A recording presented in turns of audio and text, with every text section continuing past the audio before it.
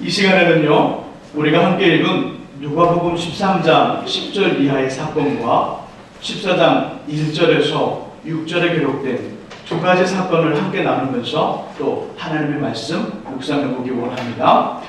누가복음 13장 10절 이하에 기록된 첫 번째 사건은요, 18년 동안 귀신 들려 고생하던 여인이 예수님을 통하여 치료받은 말씀이고요. 14장 1절에서 6절의 말씀에는요, 수종병, 예전의 성경에는 고창병이라고 했습니다. 몸에 있는 습기와 물이 몸 밖으로 빠져나가지 않고요, 몸속 안에 쌓이게 되므로 손이나 발, 몸에 이곳저곳이 붓는 병을 수종병이라 말합니다. 두 가지 사건, 두 번째 사건은요, 주님이 이 사람을 고쳐주신 것이지요. 이 두 사건을 통하여 말씀하시는 하나님의 음성 함께 나누는데요, 첫 번째는 이것입니다. 주님의 진짜 마음을 알아라. 주님의 진짜 마음을 아는 것이 중요하다고 말씀합니다. 우리 본문 10절하고요 14장 1절을 함께 읽어봅니다. 읽으시면서 요일이 나오는데요, 그것을 집중해서 읽겠습니다. 먼저 13장 10절 함께 읽습니다.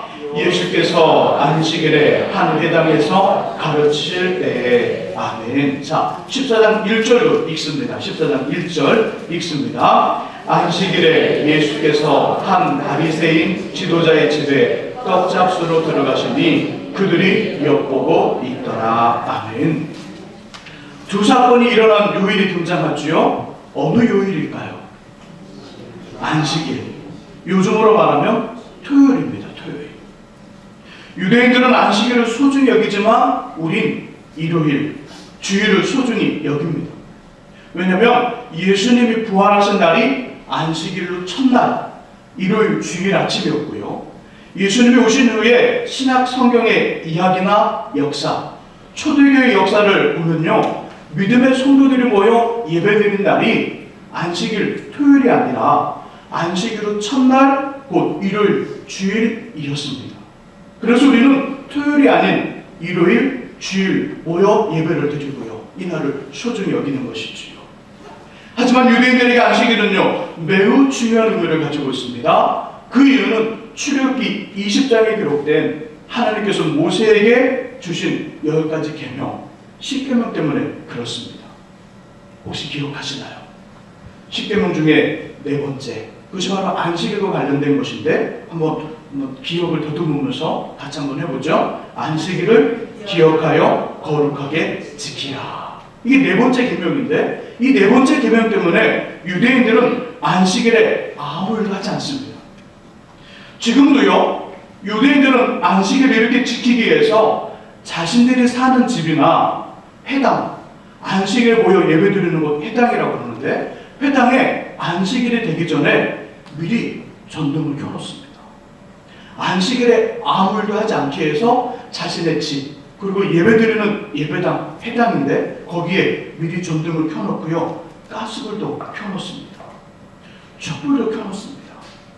아주 약하게 가스불을 켜놓고요, 음식을 데울 때는 센 불을 사용할 수 있지만 요리는 안 됩니다. 데워 먹는 것은 가능합니다. 안식일에 와인소스를 입으려고 하는데 단추가 떨어졌습니다.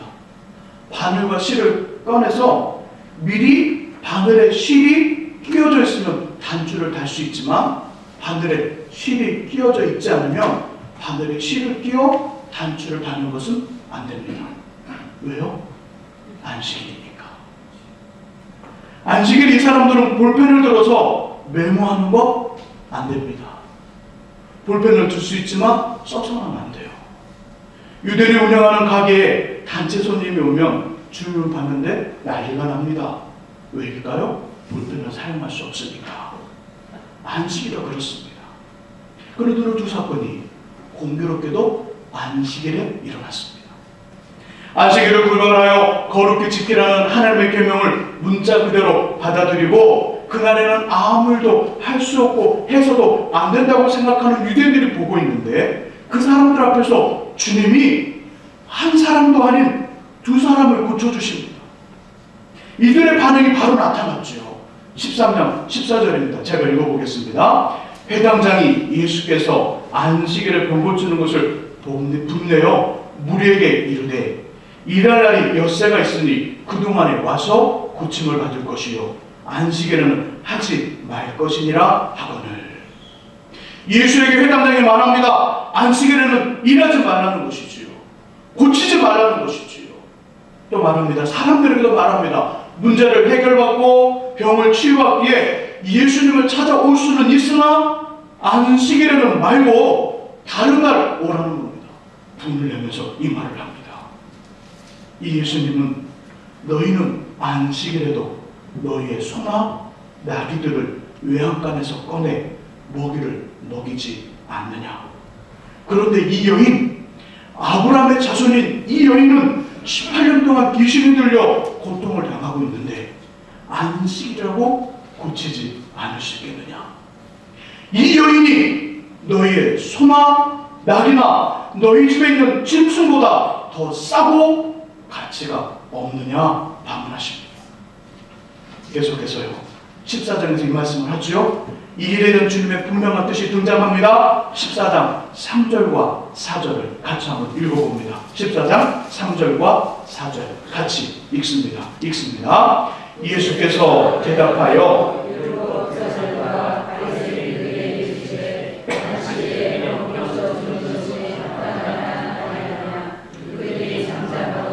예수께서 그 사람을 데려다가 고쳐 보내시고 아멘.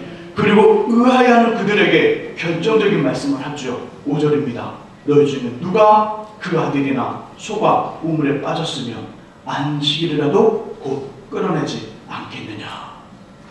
주님은 지금 10계명 중에 네 번째 계명처럼 안식일을 구별하여 거룩히 지키고 있는 그들에게 하나님께서 이 계명을 주신 진짜 의도, 진짜 마음을 알고 있느냐고 묻습니다.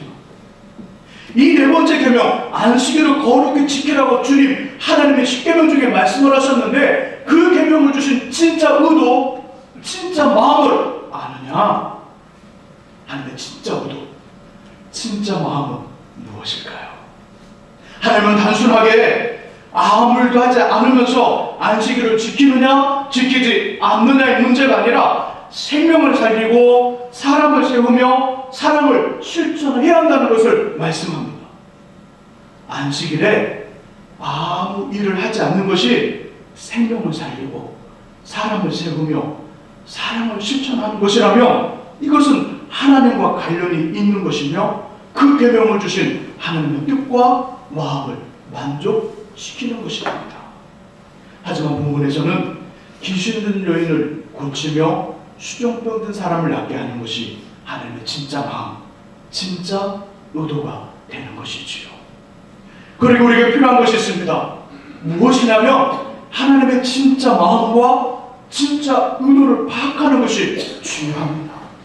한 번은 예수님이 십자가를 지키시기 위해서 제자들과 함께 예루살렘으로 올라갈 것을 결정합니다. 그리고 사마리아 사람들이 사는 마을을 통과하게 되어 이는 중 몇 사람은 그 마을에 먼저 보내 우리가 예루살렘으로 가려 하는데 당신들의 마을을 통과할 수 있겠느냐고 묻습니다. 그런데 평소 예루살렘 사람들에게 감정이 좋지 않았던 사마리아 사람들이 안 된다는 것입니다. 안 됩니다. 못 통과합니다. 이 말을 들은 예수님의 제자 중 두 사람 야고보와 요한이 주님께 말을 합니다. 주님, 그 마을에 하늘로부터 불을 내리라 명하여 혼을 내주는 것이 어떻겠습니까? 너무 멋지 않습니까? 너무나 멋있고 기가 막히지요. 하늘로부터 불을 내리게 한다니요. 자신들뿐만 아니라 인류를 구원하시기에 십자가를 지러 올라가시는 예수님과 그의 이름을 환영하며 맞아들이는 것이 당연한데 이것을 거부하는 사람들을 혼내주는 것 괜찮은 것 아닐까요? 그것도 하늘에서 불이 내리게 하여 확 놀라게 만들어주며 사마리아 사람들도 깜짝 놀라고 그 이야기를 들은 예루살렘 사람들과 그 주변의 사람들이 예수를 믿고 영접하는 일이 많아질 것인데 지금 야고보와 요한은 이 계산을 하면서 주님께 요청을 합니다. 그런데 주님 이렇게 반응하십니다. 그 두 제자 야고보와 요한을 혼을 냅니다. 야고보와 요한을 혼을 내시고요, 꾸짖으시고요, 다른 마을 사마리아를 피하여 빙 돌아 다른 마을로 가셨습니다. 왜일까요? 하늘에서 불을 내며 혼을 내주는 것은 당연하고 멋있는 일인데, 그것은 생명을 살리며 사람을 세우고 사랑을 실천하려는 주님의 진짜 마음, 하나님의 진짜 의도, 하나님의 진짜 그 생각과 다르기 때문입니다. 하나님의 진짜 의도, 진짜 마음은요, 생명을 살리고 사람을 세우며 사람을 실천하는 것이지요. 그 무엇도 이것보다 하나님 앞에서는 중요하지 않습니다. 저와 여러분들의 유창한 기도의 내용, 때로는 기도의 화려한 방법, 감동적인 설교와 찬양도, 다른 사람들과 뛰어난 믿음의 삶도 그 중심에 생명을 살리고 사람을 세우며 사랑을 실천하는 것이 빠져 있다면, 인간적으로는요, 그 사람이 인정을 받고 괜찮을지 모르지만 하나님과는 전혀 관련이 없게 됩니다. 하나님은 생명을 살리고 사람을 세우며 사랑을 실천하게 한 마음으로 기도하고 말씀을 보며 삶을 살아가며, 조금은 촌스럽고 경쟁력이 없어 보여도 그 사람을 통해 자신의 일을 이루어 가십니다. 예수님이 이 땅에 오신 이유도, 우리가 존재하는 이유도, 교회가 이 땅에 존재하는 이유도 이 일 때문이지요. 저는 이 시간에 저와 여러분들 안에 이 마음이 먼저 회복되기를 간절히 바랍니다. 부서 일을 할 때도, 때로는 남성교회, 여성교회, 권사님들의 일, 때로는 교회 일들을 계획하고 어떤 일을 추구할 때 일에만 마음 두지 마시고요, 그 일을 통해 사람을 세우고 또 사랑을 실천하며 또 생명을 살리는 것, 이것에 마음을 두고 한 가지 일들을 계획하고 마음에 두는 것이 소중하고요, 주님과 관련이 있는 삶이라는 것이지요. 이 역사 꼭 우리 안에 있기를 주님의 이름으로 축복합니다. 두 가지 사건을 통하여 주시는 말씀, 하나님 두 번째는요, 분별의 지혜를 강구하라 말씀합니다. 우리 13장 11절을 읽어봅니다. 13장 11절 같이 읽습니다. 18해 동안이나 귀신 들려 앓으며 꼬부라져 조금도 토지 못하는 한 여자가 있더라. 아멘. 14장 2절도 함께 읽어봅니다. 14장 2절 같이 읽습니다. 주 옆에 수종병 든 한 사람이 있는지라. 아멘. 자, 13장에 나오는 18년 동안 제대로 몸을 펴보지 못하고요, 꼬부라진 채로 앓고 지냈던 여인의 원인 무엇일까요? 왜 이 여인이 이런 삶을 살고 있을까요? 그렇죠. 귀신 때문에 그렇습니다. 어둠의 영이 이 여인을 붙잡고 놓아주지 않으니까 18년이라는 긴 세월 동안 아픈 것입니다. 14장에 나오는 수종병 든 사람의 원인은 뭘까요? 보통 수종병은요, 신장이 제대로 기능을 하지 못할 때 생기는 병입니다. 그리고 이 사람은 신장이 약하거나 신장에 병이 든 것이죠. 예수님은 이 두 사람을 이렇게 고칩니다. 먼저 13장의 여인에게는 귀신, 어둠의 영을 내쫓습니다. 악한 영아, 이 여인에게서 나가라. 이 여인에게서 나가라 명령하시면서 고쳐주셨죠.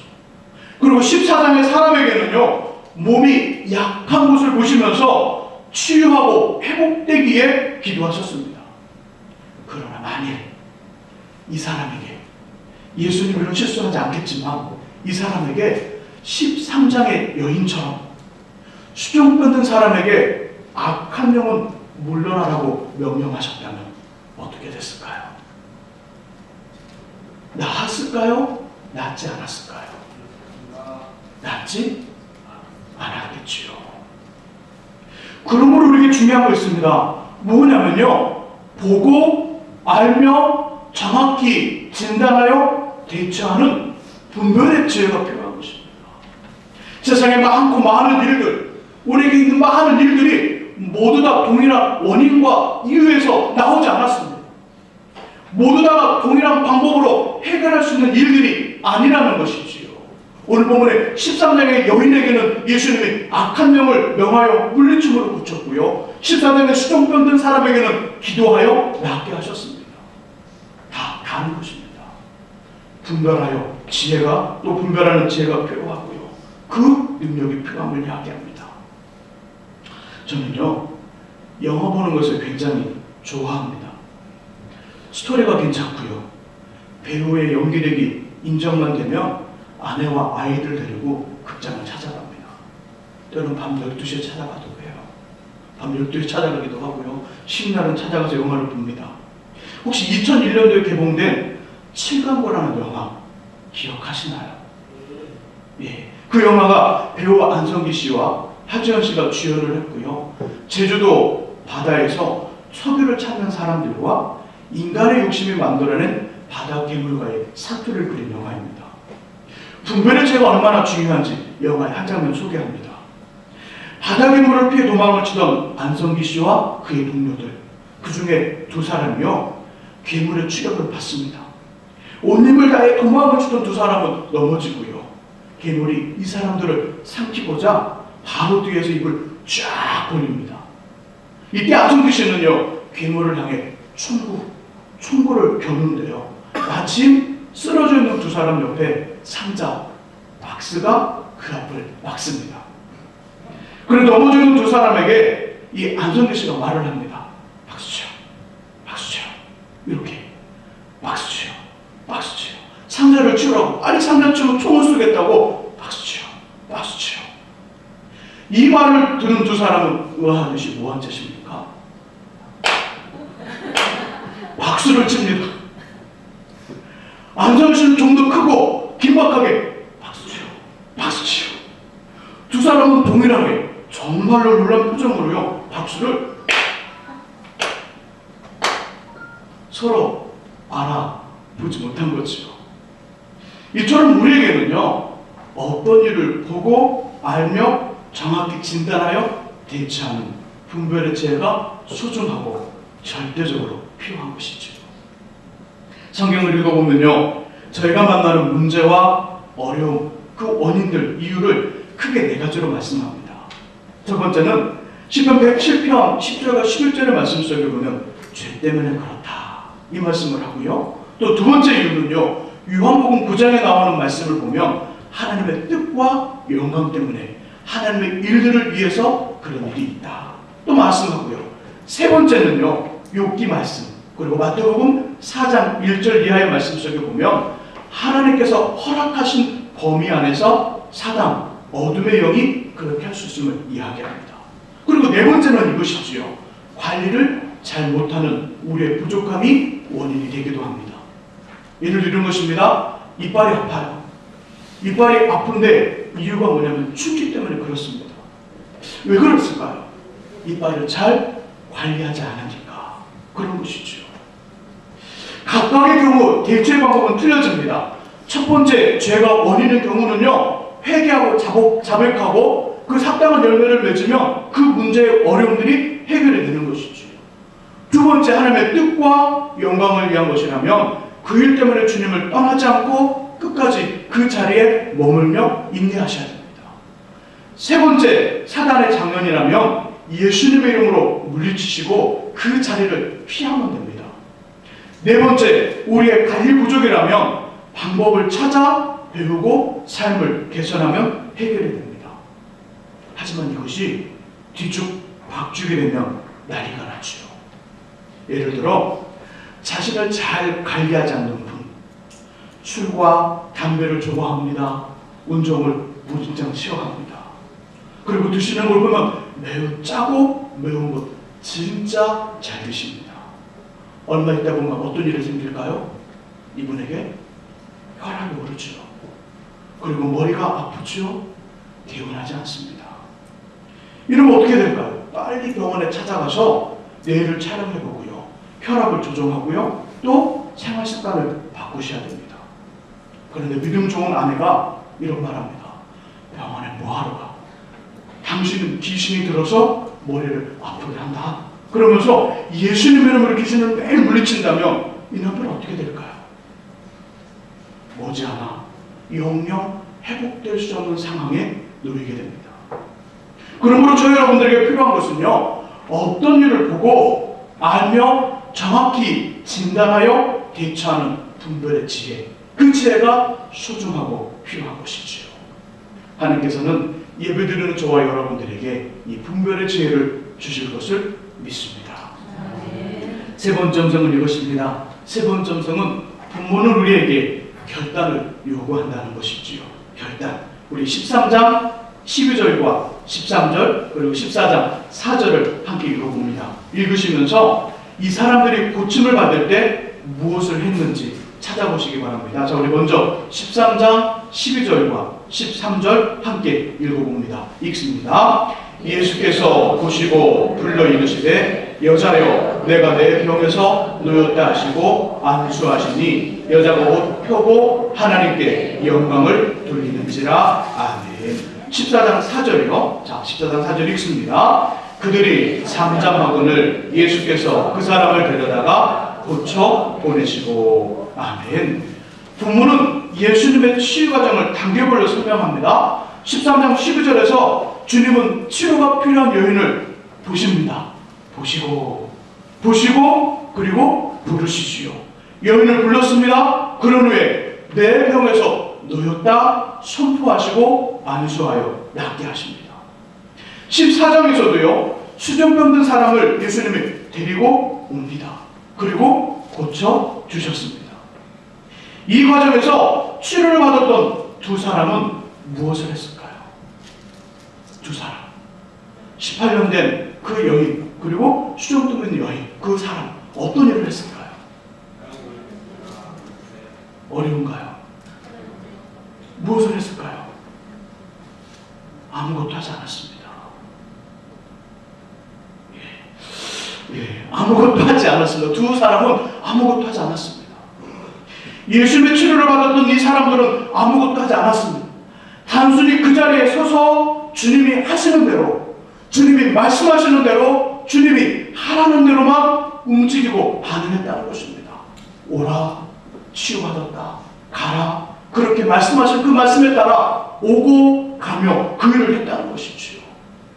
그러므로 오늘 본문 두 가지 사건의 주인공은 18년 동안 귀신에게 붙잡혀 괴로움을 당하거나 고침을 받은 여인이 아닙니다. 그리고요, 사람들이 가진 기술로는 고칠 수 없는 수정병을 낳은 사람도 아닙니다. 오늘 두 가지 사건의 주인공은 이 사람들을 고쳐주신 예수 그리스도입니다. 성경의 주인공도 예수 그리스도이고요, 이 땅의 모든 것의 주인공도 예수 그리스도이십니다. 그렇다면 저와 여러분들의 주인공, 우리의 자녀들과 우리의 남편과 아내, 우리의 가정과 삶의 현장, 이민족과 우리 교회의 주인공은 누구일까요? 예수 그리스도입니다. 예수 그리스도만이 우리의 희망이고요, 소망이며 능력이 되고 힘이 되십니다. 예수 그리스도만이 우리의 유일한 답이 된다는 것이죠. 저는 군대 생활을 섬에서 했습니다. 해군이었거든요. 짝대기 하나 이병 때 그 섬에 들어가 짝대기 4개 병장이 되고요, 제대를 그곳에서 했습니다. 무려 2년이 넘는 26개월 이상 그곳에서 섬생활을 했습니다. 섬이니까요, 좋은 것도 있지만 진짜 힘든 것도 있습니다. 매일 아침 눈을 뜨면 같은 바다를 봅니다. 어제나 오늘이나 내일 모레도 그 바다는 똑같습니다. 같은 바다를 봅니다. 같은 마을을 보고요, 같은 사람들을 만납니다. 특별하게 그 마을 사람들 중에 어느 분이 돌아가시지 않으면 그 제대할 때까지 매일 한 번씩 꼭 그분들을 봅니다. 얼마나 싫고요, 얼마나 지겹든지 진짜 재미가 없었습니다. 그때 제일 부러웠던 사람이 있었습니다. 누구냐면 육지로 근무지를 옮기는 사람.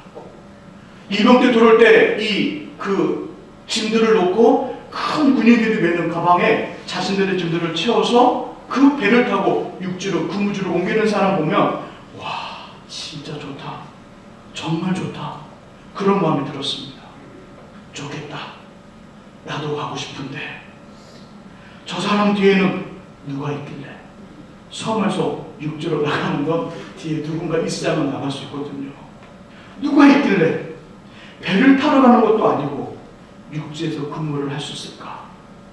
그 사람을 보면서 박수를 쳐주면서 한편으로는요, 애처롭고 슬픈 마음을 가졌습니다. 제대로 전도사로 사역을 하면서도요, 이 마음이 떠나지 않는 겁니다. 아버지가 목사님이거나 집안에 누가 목회를 하고 있는 동기들, 친구들 있잖아요. 그들을 보면요, 분명히 저보다 나은 것이 없습니다. 분명히 저보다 나은 것이 없는데 괜찮은 교회로 사역을 나가는 것입니다. 정말 좋은 교회 나가는데 그때 제 마음에 야, 좋겠다, 나도 저런 교회에서 사역하고 싶은데 저 사람 뒤에는 누가 있길래 아버지가 목사님이라 그런가? 그럼 나는 백도 없고 후원자도 없으며 비빌 언덕도 없는데 어떡하라고. 이 생각으로 가득 차 힘이 쫙 빠집니다. 이해되시나요? 이런 마음. 이해가 안 되면 저는 정신과에 가야 되겠죠? 그런데 어느 날 성경을 읽다가 이 마음이 해결이 되었습니다. 마태복음 23장 8절과 9절과 10절을 보다가 깜짝 놀랐습니다.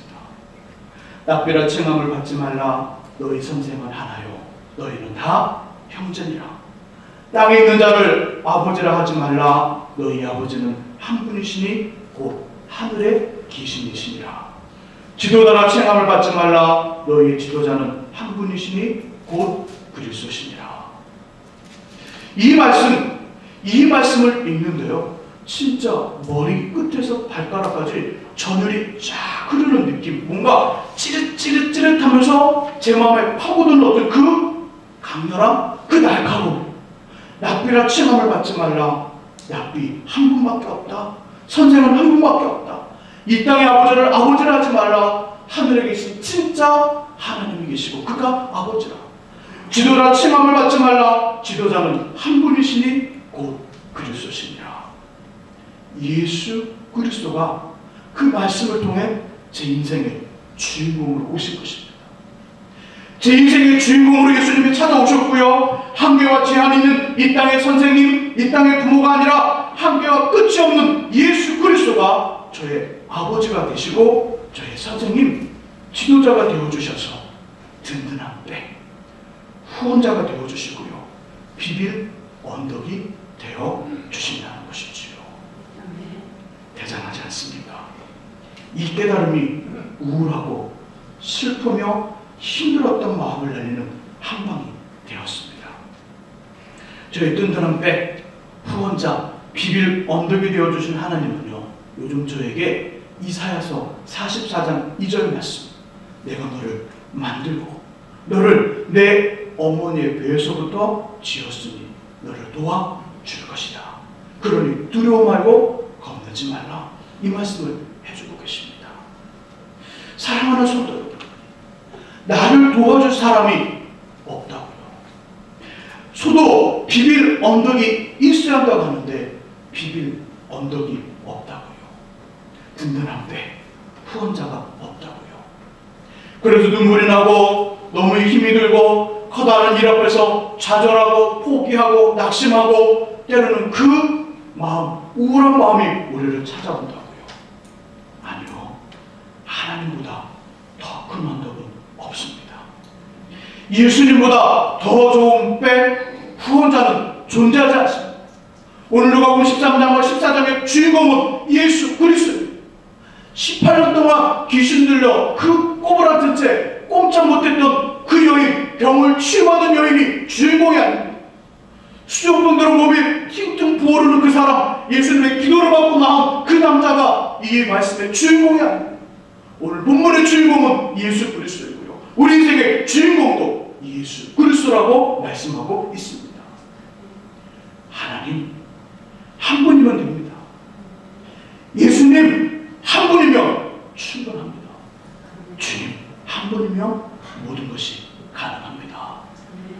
왜냐하면 우리 인생과 이 땅의 모든 것의 주인공이 예수 그리스도이기 때문입니다. 오늘 보면 두 가지 사건의 주인공이신 예수님은 이 시간에 우리의 결단을 요구하십니다. 세상의 어떤 것, 다른 사람이 아니라 예수님과 함께하는 저와 여러분들, 그래요 주님 저와 함께 해주십시오. 그래요 주님 우리와 함께 해주십시오. 그래요 주님 우리 가정과 우리 삶의 현장과 우리 자녀들과 우리 남편, 우리 인생과 우리 이민족과 우리 교회와 함께 해주십시오. 그거는 됩니다. 이 고백 듣기를 원하시고요. 이 마음으로 또 삶의 현장에서 최선을 다하며 살아가는 그 하나님의 그 귀한 멋진 자녀들의 모습 원하고 있습니다. 이런 모습들이 우리 안에 있기를 주님의 이름으로 축원합니다.